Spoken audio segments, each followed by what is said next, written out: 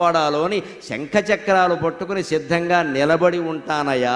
పడుకుంటే లేచి బయలుదేరడం కష్టం కదా, ఎవరికైనా దేవుడికైనా. ఎవరో మేలుకొలుపు పాడాలి, సుప్రభాతం పాడాలి, లేవాలి, బయలుదేరాలి. అంతకంటే నిలబడి సిద్ధంగా ఆయుధాలతో సహా ఉంటే వెళ్ళి కాపాడొచ్చును కదా అని నిలబడి ఉంటానయ్యా అనే సమాధానాన్ని స్వామి నా మనస్సులో స్ఫురింపజేశారు శ్రీ వెంకటేశ్వర లీలగా. లేవో కూర్చున్న రత్నపీఠ శతముల్ శ్రీ వెంకటేశ ప్రభు, ఏ వేళన్ గజముల్ కుచేలు రుధువుల్ కృష్ణల్ నిన్ను పిలుతురో రవాయంచని భక్త రక్షణకు చక్రంబూని నిల్చుంటివో, నీవే మాకొక మార్గదర్శి విసుమా, నీ లీలలిట్లుండునా.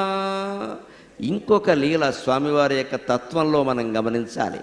ఎప్పుడు దర్శనం గొప్పది అనేదో చేసుకుని వెళ్ళిపోవడం కాదు.